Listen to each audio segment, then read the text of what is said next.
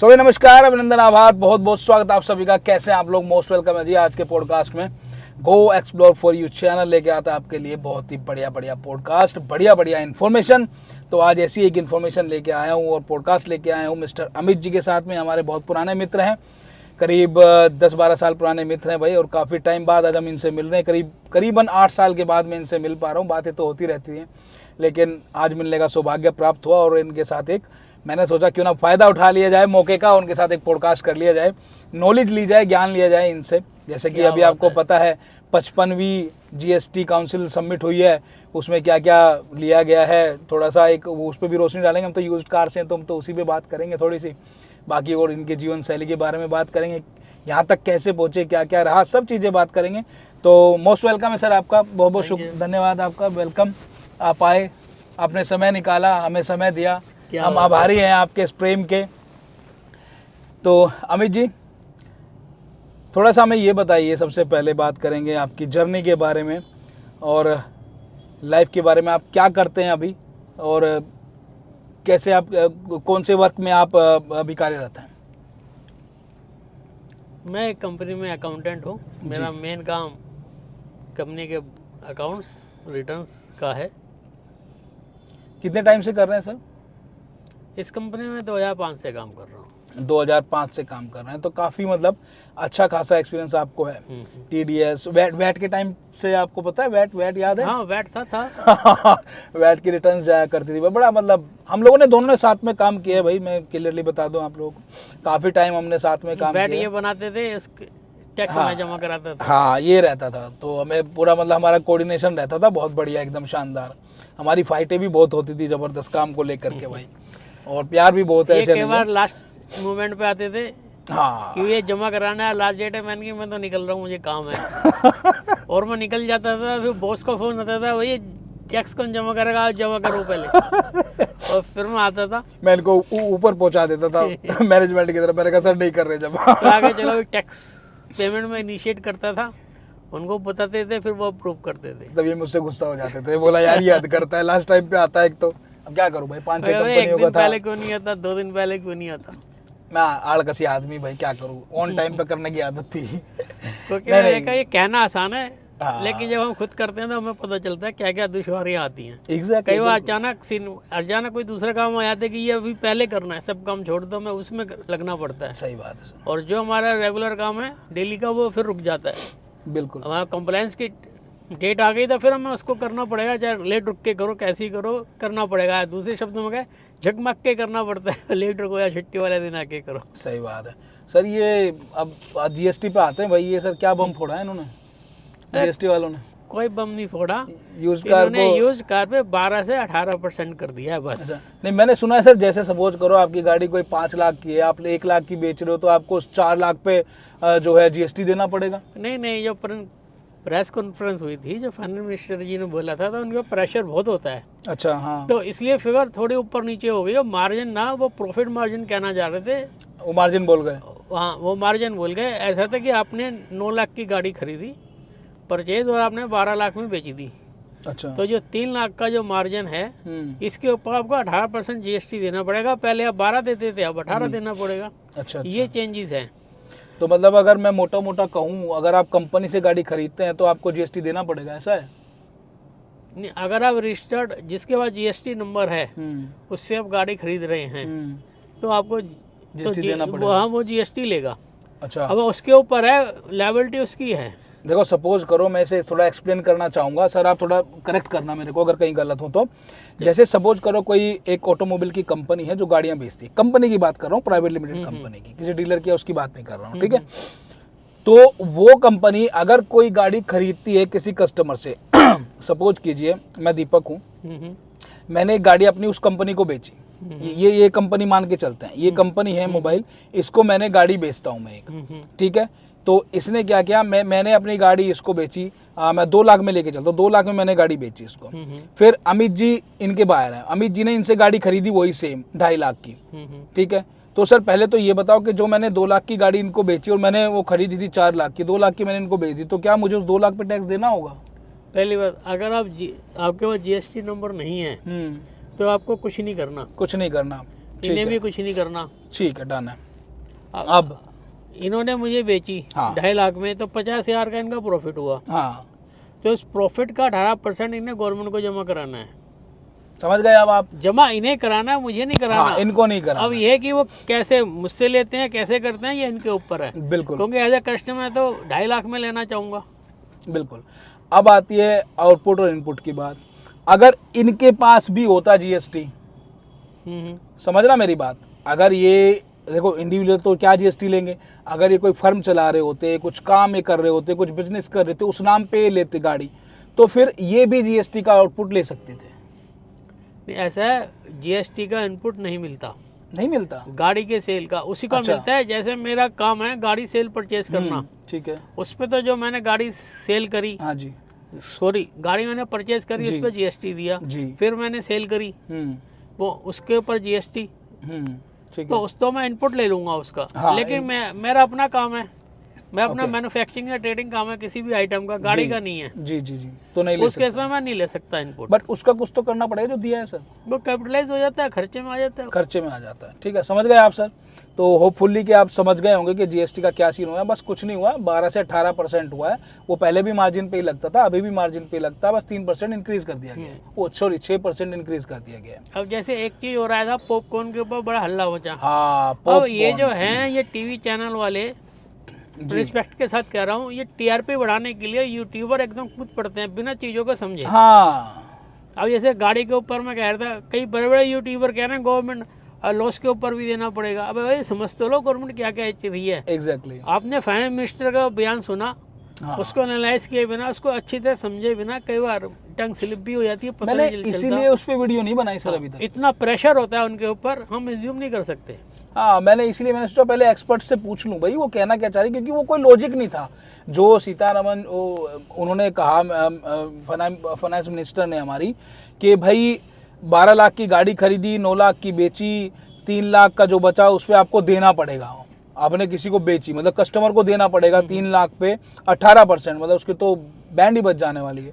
तो वो उनका सही मतलब वो बयान गफलत में दिया गया या कैसे दिया गया, आई डोंट नो, बट जो भी है उसका कस निकल के यही है कि वो वैसे नहीं है। जिस पे जीएसटी होगा सिर्फ वही ले सकता है, और जिस पे नहीं है सर वो उसे वो देने की जरूरत ही नहीं है। अब एक चीज़ और बताता हूँ, कैसे यूट्यूबर बहुत जल्दी में रहते हैं, टीवी चैनल वाले भी जल्दी में रहते हैं, बातों को समझे बिना। एक आया था पॉपकॉर्न के ऊपर जीएसटी, इसके ऊपर बड़ा हंगामा मचा। बिल्कुल, तो फाइनेंस मिनिस्टर ने बिल्कुल क्लियर कहा है कि अगर पॉपकॉर्न नमकीन है, उसमें आपने मिर्च डाली है, मसाला डाला है, नमक डाला, कुछ भी, अगर वो सोल्ट वगैरह डाला है तो 5% ही रहेगा। अगर वो नमकीन की कैटेगरी में है तो 5% है।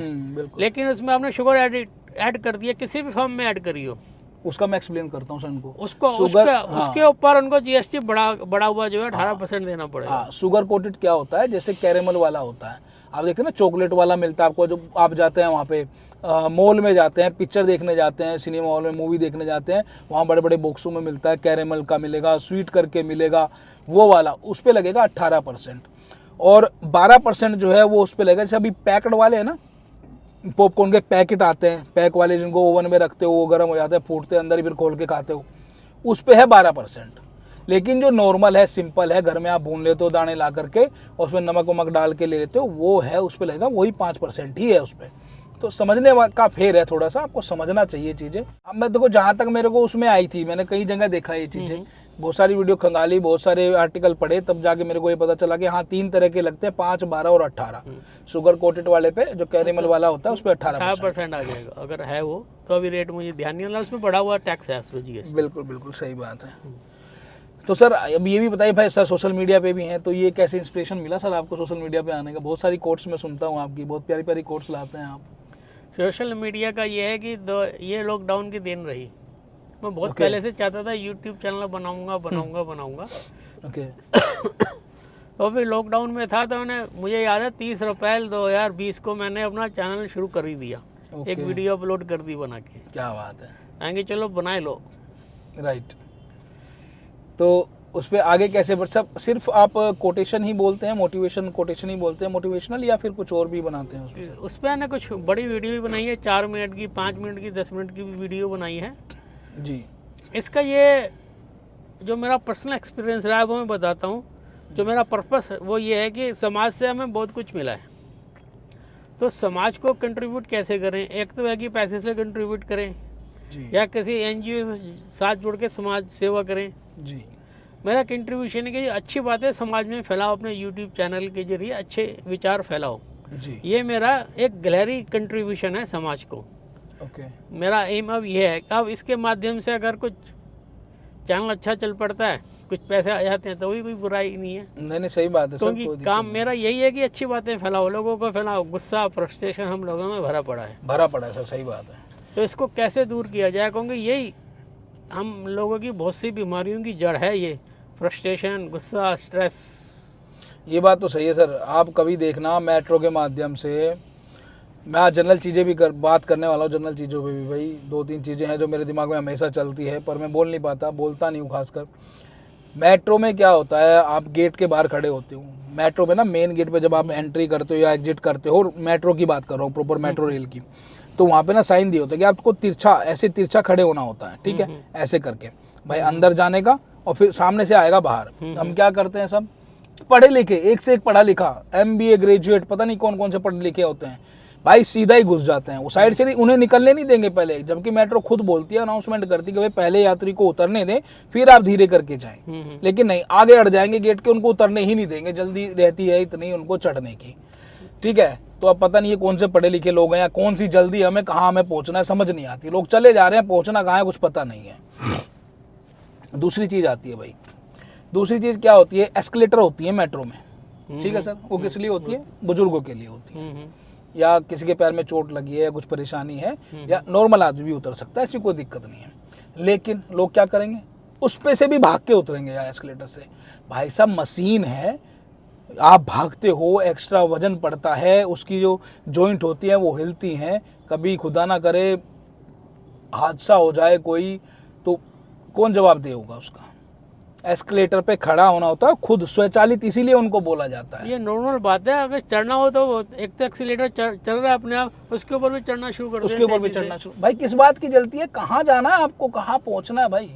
ये जल्दी जो होती है ना, ये आदमी के दिमाग में पता नहीं कहाँ से आती है, मेरे को तो समझ नहीं आता भाई। मैं बहुत सारे लोगों को देखता हूँ, कई बार तो मन करता है इनको बोल दूँ टोक के गुस्से में, पर फिर मैं कहा यार बुद्धि खराब है लोगों की, पता नहीं क्या हो जाए, क्या बोले, उठपटांग लड़ने लग जाए, कुछ नहीं पता चलता किसी का, क्योंकि सब भरे रहते हैं, सब फ्रस्ट्रेशन में। यार ये नहीं पता किस बात की फ्रस्ट्रेशन है सर, सीरियसली बता रहा हूँ मैं। अगर किसी आप पूछने लग जाना भाई क्यों इतना गुस्से में आ रहा है, बस गुस्सा है भाई, किस बात का गुस्सा है ये नहीं समझ में आ रहा भाई। थोड़ा सा संभलो, चीज़ें देखो, सुनो, जो जिस चीज़ के लिए जो चीज़ बनी है, एस्केलेटर अगर आपको खड़े होकर उतरने के लिए बनी है तो स्वचालित उसे इसीलिए कहा गया कि वो खुद चलती है। आपको भाग के उतरना है, स्टेयर से उतर जाओ, इतनी जल्दी है आपको चढ़ना भाग के, तो स्टेयर से चढ़ो भाई, एस्केलेटर क्यों यूज़ करते हो। उनके लिए तो एटलीस्ट छोड़ दो, किस दिन हादसा हो गया तो कितने सारे उसमें कि बचने की भी जगह नहीं पड़ेगी, आपको मिलेगी। और इतने सारी रील्स, इतनी सारी वीडियोज़ आती हैं एस्केलेटर के एक्सीडेंट की, आप देखते हो कैसे कट जाता है आदमी, अंदर ही घुस जाता है यार उसमें। तो भाई साहब ऐसा ना करो, बहुत डर लगता है, बहुत यार समझो बात को, ये जीवन ना बहुत मुश्किल से मिलता है भाई। 84 लाख योनियां पार करके एक इंसान को, इंसान का जीवन मिलता है आदमी को, और वो भी अब तो बहुत कम हो गई उम्र, 60, 70, 80 रह गई है।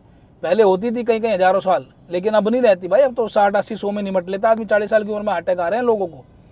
तो ये 40 साल मिले हैं, इनको भाई गुजार लो, सही से कर लो, खान पान सही कर लो अपना, ठीक है, सुधर जाओगे। तो ये बहुत सारी चीज़ें हैं सर। और बताइए सर कुछ अपने एक्सपीरियंस के बारे में। किस एक्सपीरियंस के बारे में सर? कुछ भी बता दो सर, खुला पॉडकास्ट है हमारा, तो कुछ ज्ञान की बात बताओ सर, कुछ नॉलेज दो टैक्स वैक्स के बारे में, इसके बारे में अभी क्या चल रहा है। टैक्स को जीएसटी का यही है, वह ध्यान रखो, अगर कोई सेल करने वाला परचेस करने वाला दोनों रजिस्टर्ड हैं तो उसमें जीएसटी का कोई सवाल नहीं है। ओके, पर वो काम कर सकते हैं सर? लिमिट क्या है सर जीएसटी लेने की? अभी तो 20 लाख की है ना। अच्छा, नॉर्मली जो गाड़ी काम करते हैं सेल परचेज का, उनका 20 लाख तो नॉर्मल हो जाता है, आराम से क्रॉस कर जाता है।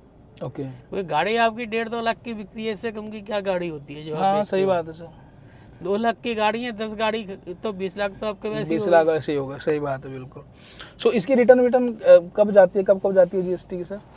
जीएसटी की एक तो रेगुलर जाती है, जिनकी 2 करोड़ से ऊपर है टर्नओवर, अच्छा, उनको हर महीने भरनी होती है। पहले मुझे जैसे पता चला था कि महीने में 3 बार जाने लग गई है, अब ऐसा कुछ है क्या सर? ऐसा नहीं है, महीने में 3 रिटर्न ऐसा है। एक तो जीएसटी बन जाती है जिसमें आपने सेल्स इनवॉइस चढ़ाते हो जी, उसकी डेट जो मंथली है उनकी 11 तारीख है हर महीने की। ओके। उसके बाद 20 तारीख तक आपको जीएसटी जमा कराना होता है और 3B फाइल करते हो। अच्छा, ठीक है। ये मेन है। और एक पहले शुरू में था कि जीएसटी बन जाएगी, फिर जीएसटी 2 में आईटीसी का इनपुट लेके वो कंफर्म करेंगे। अगर उसने बिल नहीं चढ़ाया तो क्लाइंट से बात करके आईटीसी डिस्कस करके उसको फाइनल करेंगे, फिर आप 3B कर देंगे। वो तो हुआ नहीं। तो अब यह है कि 11 तारीख को तो अब जो रेगुलर है जिनकी 2 करोड़ से ऊपर टर्नओवर है जी, 11 तारीख तक आप चढ़ाओगे इनवाइस, जीएसटी 1 फाइल करोगे और 20 तारीख तक कर दोगे जीएसटीआर 3B, यानी आपका टैक्स जमा हो जाएगा। टैक्स जमा कराने के बाद वो होगी। ओके। ये उसके बाद फिर आपको 18% पर एनम के हिसाब से इंटरेस्ट देना पड़ेगा और लेट फाइलिंग की फीस अलग लगेगी। वो वहीं पे 3B में लग के आ जाती है अगली बार कि भैया आपकी इतनी फीस हो गई है। वैट में जैसे होता था ना, मिसमैच करके आता था, होता है मिसमैच होती है, जो एनुअल रिटर्न भरते हैं उसमें मिसमैच की कंसेप्ट आ जाता है ना। तो गवर्नमेंट ने सीधा कर दिया ये 2B जनरेट होती है हर तारीख की, 14 तारीख को 2B। जी 2B में जितना आईटीसी आ रहा है वो ले लो, उससे ज़्यादा नहीं ले सकते। अब लोगे तो नोटिस आ सकता है। अच्छा, सही है, बढ़िया। इसमें दिक्कत ये होती है कि एक व्यक्ति जिससे मैंने सप्लाई ली है वो क्वार्टरली रिटर्न भर रहा है। ओके। मैं मंथली हूँ। अच्छा। तो अब उसने बिल चढ़ा दिया उसने, लेकिन रिटर्न फाइल होगी क्वार्टरली, तो मुझे आईटीसी क्वार्टरली मिलेगा एक बार, बीच में नहीं मिलेगा। फॉर एग्जांपल अब ये कौन सा क्वार्टर चल रहा है? 3rd क्वार्टर चल रहा है जी। अक्टूबर से लेकर दिसंबर तक मैंने अक्टूबर में सप्लाई ली उससे जी 10 लाख की। ठीक है। 10 लाख पे टीडीएस और मैंने पेमेंट कर दी। उसके अगर जीएसटी है आपका 11,800 बन रहा है, जो भी बन रहा है जी, वो तो बिल चढ़ा देगा, लेकिन रिटर्न फाइल होगी जनवरी में। ओके। तो अब मैं नवंबर में उसका आईटीसी लेना चाहूँगा तो मुझे नहीं मिलेगा, क्योंकि 2B में नहीं आएगा। ओके। दिसंबर में भी नहीं आएगा, जब मार्च में आएगा। जब मैं जनवरी की रिटर्न भरूंगा ना, दिसंबर की रिटर्न भरूंगा जनवरी के महीने में। अच्छा। तो तब मुझे उसका आईटीसी दिखाई देगा। ओके। क्योंकि तब मैं वो ले पाऊंगा उसका रिटर्न। यहाँ पे ये मिसमैच एक तो ये रह जाता है।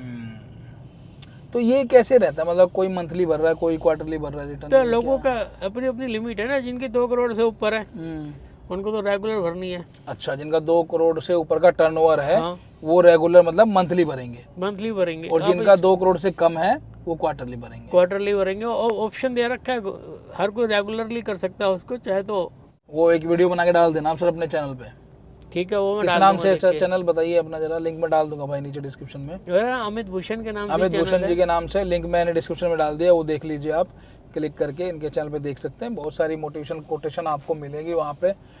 कोई सर इंस्पिरेशनल कोई स्पीच आप देना चाहें जाते जाते हमारे दर्शकों को, हमारे सब्सक्राइबर्स के लिए कुछ? जाते जाते एक कंसेप्ट मैं आपको बताऊंगा। एक चम्मच नमक जी, 1 चम्मच नमक अगर आप एक गिलास में डालो जी और उस पानी को पियो तो आप पी नहीं पाओगे, टेस्ट भी नहीं कर पाओगे।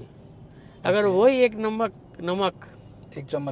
नमक आप बाल्टी में डालो तो बाल्टी का पानी आप टेस्ट तो कर पाओगे लेकिन पी नहीं पाओगे। गिलास वाला पानी तो टेस्ट भी नहीं कर पा रहे थे क्योंकि नमक डालने के बाद। बाल्टी वाला पानी आप टेस्ट कर सकते हो, पी नहीं सकते जी।